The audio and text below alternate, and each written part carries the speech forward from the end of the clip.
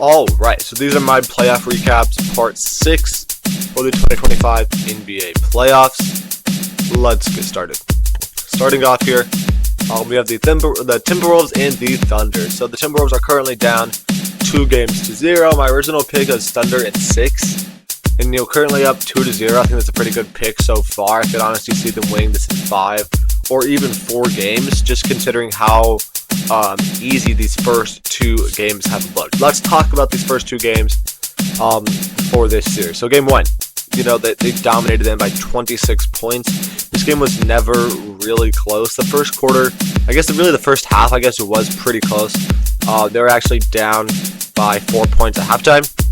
But coming out of half, they were up by 10 points going into that fourth quarter, then absolutely dominated the fourth quarter there as well.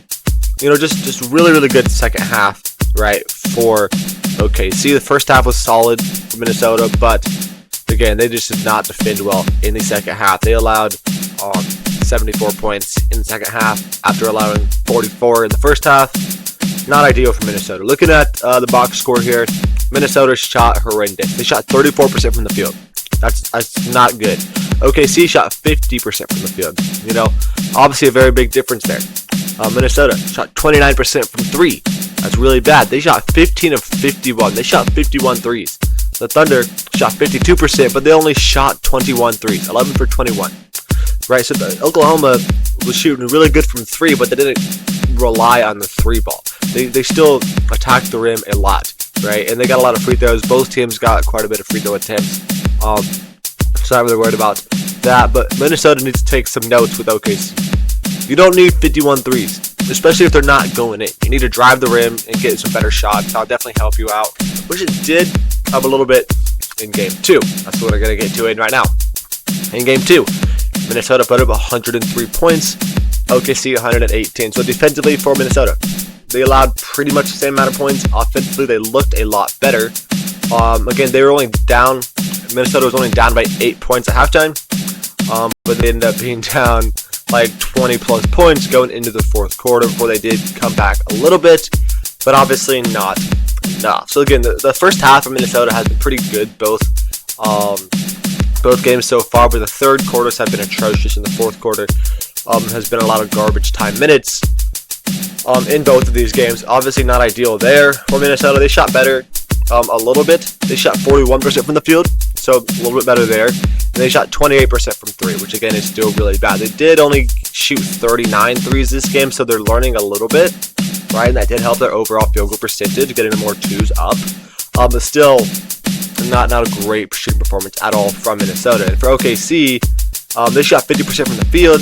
They did only shoot 27% from 3 in this game. So they shot a lot worse from 3, but they actually ended up scoring more points and end up winning by about the same margin. So that's kind of scary if you are Minnesota. Now OKC can shoot good from 3 or shoot bad from 3, and it doesn't really make that much of a difference, right? They still lost by 15 points when they shot atrocious from 3. So you yourself, Minnesota, needs to be shooting better from the 3-point line. It's pretty obvious. Looking at Game 2 specifically, Anthony Edwards, Jaden McDaniels were both really good. Julius Randle was bad. He was 2 for 11. Mike Conley, 1 for 6. Right, not good. You need those other guys, especially Julius Randle, who's been really good for you this postseason. You need him to step it up in these games. In OKC in Game 2, Shai Gilgeous-Alexander had 38 points. J-Dub and Chet Holmgren both with 20 plus.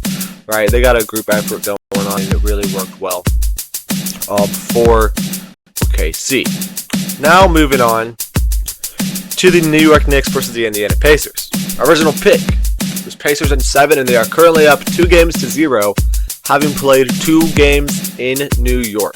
So New York's definitely a little bit scared, right? They're kind of very much at risk of getting swept here, right? They lost 2 games at home, right? So now we go back to Indiana, where they very easily could win both those games at home. They won 2 games on the road. They could easily win their 2 games with home court advantage and ended up sweeping the New York Knicks. That would be kind of crazy. I predicted Pacers in 7, so I thought it was going to be a long series, but I also did not expect New York to obviously lose both their games at home right now. I expected at least a split here. That obviously did not happen. Looking at Game 1, This was kind of an all-time playoff sell from New York. They were up by 9 points with under like a minute left in this game, and they ended up letting the Pacers come back and force overtime. They were up by like 14 with like a little under 2 minutes left or something like that, or under 3 minutes or something. And they ended up losing. Right, so obviously a late game collapse for New York. Certainly not ideal. Aaron Nesmith was absolutely amazing. He had like he was 8 for 9 from the 3-point line. He had like 5 threes in a row in the fourth quarter. So that was pretty cool. And obviously Tyrese Halliburton had a really nice shot to force overtime. Looking at the box score here, or the team stats at least, right? In game 1, both teams shot 51% from the field. Right, the difference was here with 3-pointers. Indiana shot 40%, while New York was only at 32%. So a little bit of a discrepancy there, but still not too bad. Looking at the turnovers, New York had 15 turnovers to Indiana's 7. When you have double the turnovers, it definitely makes a difference in a 3-point overtime loss. So New York definitely needs to, cut back on their turnovers quite a bit. But look at the box score here in game 1. Tyrese Halliburton and Aaron Nesmith both had 30-plus points. Pacers also had 4 other guys have double-digit points. A lot of offense in this game. Looking at New York, Jalen Brunson had 40-plus, and Karl-Anthony Towns had 35. So those two dudes absolutely balling. And they had 2 other guys with double-digits. So very much a group effort offensively for both of these teams. New York was a little bit more star-heavy, but still, both teams had really good scoring all around. Right, obviously you can see that with the score being as high as it was. Okay, moving on to game 2. This again, it was a very close game, pretty much all the way around. Indiana just kind of pulled away a little bit late. It was tied going into the fourth quarter. And it was pretty close. Indiana, I think, got up to like a 7 or 8 point lead, or maybe even 9-point lead towards the end of this game. And then New York, came back, made it interesting. They had a chance to tie it with like 10 seconds left, and Jalen Brunson missed a shot, and Indiana got a couple free throws to kind of put the game away. But again, New York was within 1 possession of winning this game, or at least 1 possession of going to overtime to win this game. Very reminiscent of kind of what happened in game 1. Just kind of flipped the script, but New York was not able to capitalize. Still looking at the team stats again here. Both teams shot pretty good from the field. Indiana 51%, New York 47%. 3-point percentage was definitely a big discrepancy here. 43% for Indiana to 34% for New York.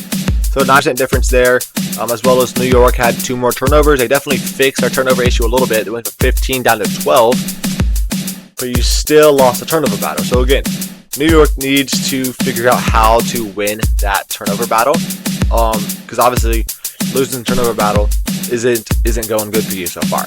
And also 3-point percentage. They need to not let Indiana shoot 40% from 3. You need to contest those threes a little bit more, because if you're going to continue to let Indiana shoot 40% from 3 this entire series, you very well may get swept, because you have not broke 34%. 34% was their highest out of 2 games. Indiana's lowest was 40%.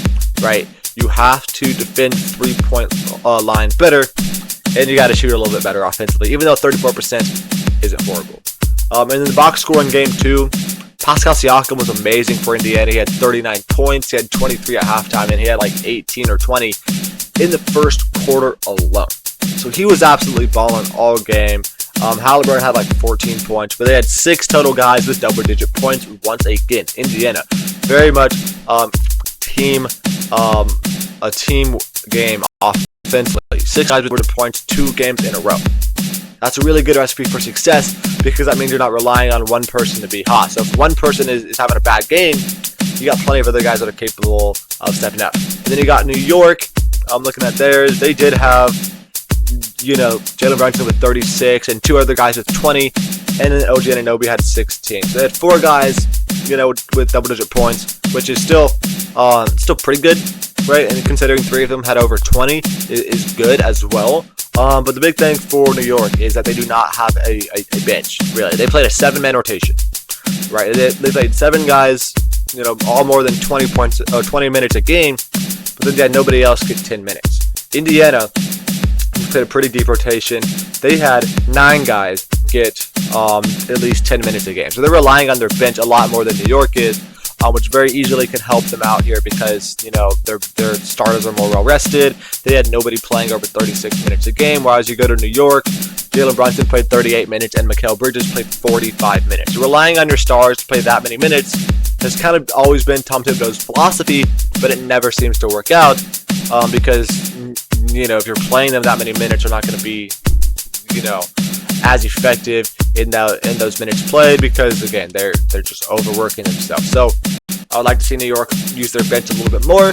But yeah, that's basically going to be it for this video. Thank you for watching. Make sure to check back next week for an updated playoff recap. And goodbye.